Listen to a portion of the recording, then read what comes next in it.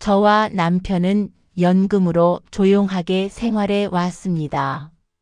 하루의 속도는 느렸고 서로의 기침 소리나 차 끓는 소리만으로도 집이 충분히 차 있던 시절이었습니다.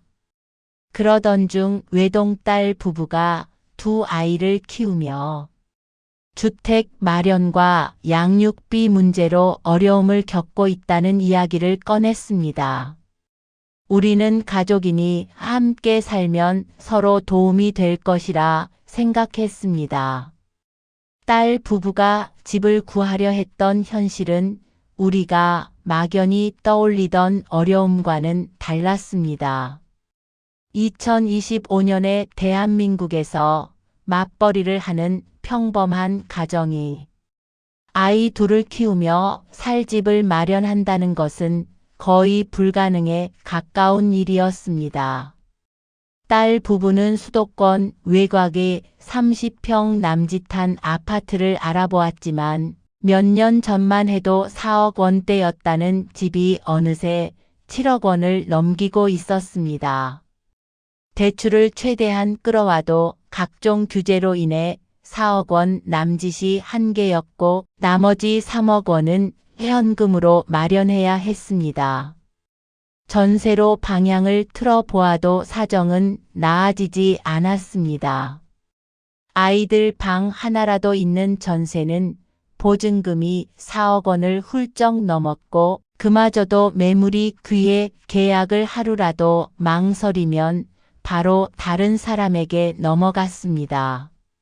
월세는 더 현실적이지 않았습니다. 보증금 1억 원에 월세 180만 원, 여기에 관리비와 공과금을 더하면 한 달 주거비만으로도 월급의 절반 이상이 빠져나갔습니다. 그렇게 살다 보면 저축은커녕 아이들 교육비와 생활비를 감당하기도 빠듯해질 것이 분명했습니다. 딸은 종종 말했습니다. 집을 사지도 제대로 빌리지도 못한 채 계속 버티는 기분이에요. 몇 년째 청약을 넣고 있었지만 가점은 낮았고 당첨이 되더라도 중도금과 잔금을 감당할 수 있을지 확신할 수 없었습니다. 계산기를 두드릴수록 선택지는 줄어들었고 결국 딸 부부에게 남은 현실적인 대안은 부모와 함께 사는 것이었습니다. 그 결론에 이르기까지 우리 부부의 마음은 쉽게 정리되지 않았습니다. 자식을 외면하는 부모가 되고 싶지는 않았지만 그렇다고 노후를 다시 아이 양육으로 채우는 삶을 선뜻 받아들일 자신도 없었습니다. 이미 한 번 자식을 키워보냈고 이제는 서로의 건강과 남은 시간을 돌보며 살아가야 할 시기라는 생각이 머릿속을 떠나지 않았습니다. 주변에서는 요즘은 다 같이 산다. 손주 봐주면 집도 해주고 정이 쌓인다는 말로 등을 떠밀었지만 다른 한편에서는 황혼 육아 시작하면 끝이 없다. 부모 노후가 먼저 무너진다는 걱정 섞인 조언도 들려왔습니다. 그 말들 사이에서 우리는 갈팡질팡했습니다.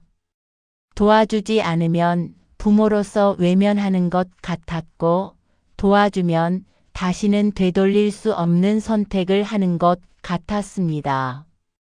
결국 우리를 움직인 것은 계산이 아니라 책임감이었습니다. 딸이 막다른 골목에 서 있다는 것을 알면서도 돌아서기에는 부모라는 이름이 너무 무거웠습니다. 그래서 우리는 함께 살기로 결심했습니다. 한 집에서 완전히 붙어 사는 것은 부담스러웠기에 현관과 부엌만 공용으로 두고 화장실 거실방은 분리된 부분 공용형 2세대 주택을 선택했습니다.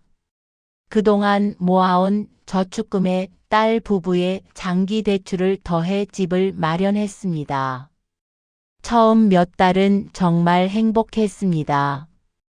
손주들의 웃음소리가 집 안을 채웠고 우리는 더 이상 적적하지 않았습니다. 아침마다 할머니하고 부르는 목소리에 하루가 시작됐습니다. 그러나 시간이 흐르자 행복은 서서히 무게로 바뀌었습니다. 생활비와 공과금을 반씩 나누기로 했지만 손주들이 대부분의 시간을 저희 공간에서 보내면서 전기와 난방 사용량이 눈에 띄게 늘어났습니다. 아이들은 저희 거실에서 놀았고 저녁이 되면 씻고 재우는 것도 자연스럽게 제 몫이 되었습니다. 빨래는 하루가 멀다 하고 돌아갔고 목욕물은 하루 2번씩 받아야 했습니다. 공과금은 이전의 1.5배로 늘었고 식비는 2배 가까이 증가했습니다. 금전적인 부담보다 더 힘들었던 것은 몸과 마음의 피로였습니다. 손주들의 등원과 귀가, 학원 스케줄을 챙기고 간식을 준비하고 저녁을 차리는 일까지 어느새 당연한 제 역할이 되어 있었습니다. 주말이면 딸 부부는 한 주 동안 너무 힘들었다며 둘만의 외출을 나갔고 저는 아이 둘을 맡아 하루를 보냈습니다. 손주를 미워할 수는 없었습니다. 하지만 아이들과 함께 있으면서도 예전처럼 마음이 움직이지 않는 순간들이 늘어났습니다. 그날 밤 손주를 재우고 돌아오는 길에 거실 불을 끄며 저는 말로 설명하기 힘든 허탈감에 잠겼습니다. 화가 난 것도 크게 슬픈 것도 아닌데 가슴 한가운데가 텅 빈 것처럼 느껴졌습니다. 딸에게 서운하다는 생각이 분명히 있었지만 그 감정조차 꺼내는 일이 버겁게 느껴졌습니다. 어느 순간부터 저는 웃는 얼굴을 유지하는 데에도 힘이 들었고 하루가 끝나면 이유 없이 깊은 피로감이 몰려왔습니다. 아침에 눈을 뜨면 해야 할 일보다 먼저 또 하루를 버텨야 한다는 생각이 앞섰습니다. 좋아하던 일들에도 마음이 잘 움직이지 않았고 손주와 함께 있으면서도 온전히 기쁘지 않다는 사실에 스스로를 자책하게 되었습니다. 딸을 원망하는 마음과 그런 마음을 품고 있는 나 자신을 탓하는 감정이 겹치면서 저는 점점 말수가 줄어들고 감정을 눌러 담는데 익숙해지고 있었습니다. 그 변화를 가장 먼저 알아챈 사람은 남편이었습니다. 어느 날 저녁 아이들이 잠든 뒤에도 제가 소파에 가만히 앉아 있는 모습을 보고 남편은 한참을 말없이 바라보다가 조심스럽게 말했습니다. 요즘은 많이 가라앉아 있네. 저는 고개만 끄덕였습니다. 남편은 더 묻지 않았습니다. 대신 다음 날부터 손주 등원 시간을 자신이 맡겠다고 했고 주말이면 말없이 아이들 간식을 준비했습니다. 제가 새벽마다 자주 깨는 것, 밥맛이 없다며 수저를 내려놓는 날이 늘어났다는 것, 설거지를 하다 멍하니 서 있는 시간이 길어졌다는 것을 남편은 말없이 지켜보고 있었습니다. 어느 날 밤 남편은 낮은 목소리로 말했습니다. 당신 이건 아니야. 그 한마디에 저는 이유 없이 눈물이 났습니다. 설명할 말은 떠오르지 않았지만 알아봐 주었다는 사실만으로도 마음이 조금 풀어졌습니다. 그날 이후 남편은 제게 조금만 더 참자는 말을 하지 않았습니다. 대신 오늘은 쉬어. 이건 내가 할게라는 말로 하루의 무게를 조금씩 나누기 시작했습니다. 어느 날은 몸살 기운이 심해 하루만 아이들을 봐줄 수 없겠다고 말했습니다.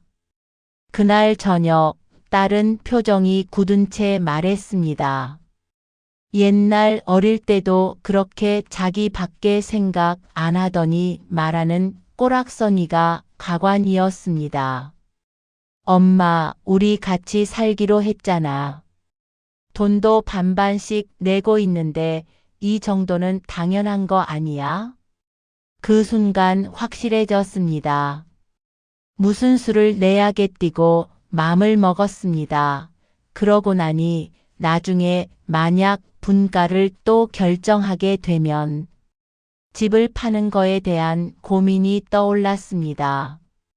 2세대 주택은 구조상 일반 주택보다 낮은 가격에 거래될 가능성이 컸고 토지와 건물 명의가 분리되어 있어 추후 처분이 쉽지 않다는 점이 마음에 걸렸습니다.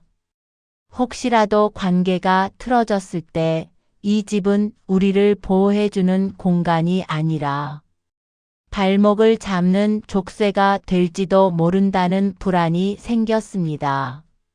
손주와 함께하는 행복은 분명 컸지만 저희를 계속 희생하며 유지되는 행복의 끝에는 딸과의 더 깊은 갈등과 원망만이 남을 것이라는 사실을 깨달았습니다. 며칠 뒤 우리는 딸 부부에게 이야기를 하자고 결정했습니다. 미루면 미룰수록 서운함은 쌓이고 언젠가는 폭발할 것 같았기 때문입니다. 식탁에 네 사람이 마주 앉았을 때 저는 처음으로 힘들다는 말을 꺼냈습니다. 손주가 싫어서도 도와주기 싫어서도 아니라는 말부터 했습니다. 다만 지금의 방식은 오래 갈 수 없다고 이대로라면 서로에게 상처만 남을 것 같다고 말했습니다. 딸은 처음에는 당황한 표정이었습니다. 그렇게까지 힘든 줄 몰랐다는 말이 나왔고 이어서 그래도 서로 돕자고 한 거 아니었냐는 말도 나왔습니다. 그 말 뒤에는 엄마는 늘 자기를 위해 희생하는 것이 당연하다는 고약한 신보가 자리 잡고 있었습니다. 저는 그 말에 즉각 반박하지 않았습니다. 대신 하루의 동선을 하나하나 설명했습니다. 아이들 등원 시간, 간식 준비, 저녁과 목욕, 밤마다 깨는 아이들, 그리고 그 뒤에 남는 고요한 피로를요. 말로 꺼내고 나니 그동안 제 안에 눌러 담아두었던 감정들이 조금씩 빠져나가는 느낌이 들었습니다. 남편도 그 자리에서 처음으로 자신의 생각을 말했습니다. 우리는 도와주고 싶은 마음으로 시작했지만 지금은 역할이 너무 당연해진 것 같다고요. 사위는 고개를 숙인 채 한참을 듣고 있다가 그제야 입을 열었습니다. 죄송합니다. 제가 더 신경을 썼어야 하는데라며 말끝을 흐렸습니다. 그날 대화에서 바로 모든 문제가 풀리지는 않았습니다. 다만 중요한 합의가 하나 생겼습니다. 고마움은 말로 남기고 도움은 규칙으로 나누자는 것이었습니다. 손주 돌봄은 요일과 시간을 정해 맡고 갑작스러운 부탁은 최소화하기로 했습니다. 주말에는 반드시 하루는 각자만의 시간을 갖기로 했고 저희 부부의 일정은 언제든 우선될 수 있다는 점을 분명히 했습니다.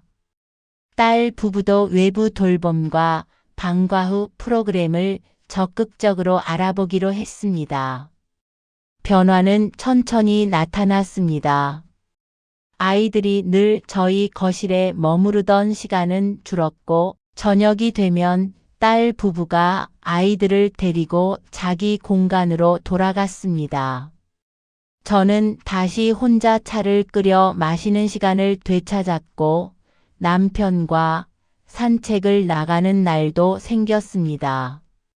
완전히 예전처럼 조용한 생활로 돌아간 것은 아니었지만 최소한 숨을 고를 수 있는 여백은 생겼습니다. 무엇보다 달라진 것은 딸의 태도였습니다.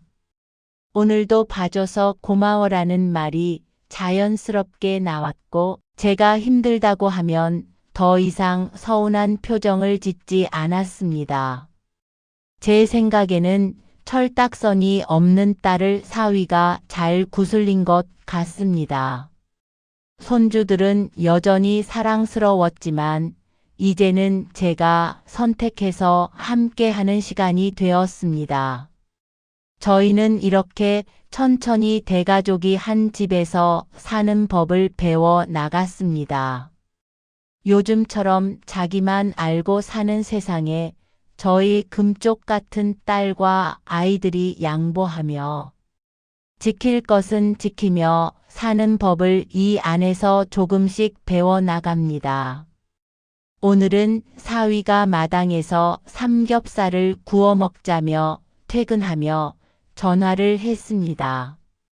우리 가족은 사위가 정성껏 구운 삼겹살에 와인을 한 잔하며 손주들이 뛰노는 모습을 지켜보며 하루를 마감합니다.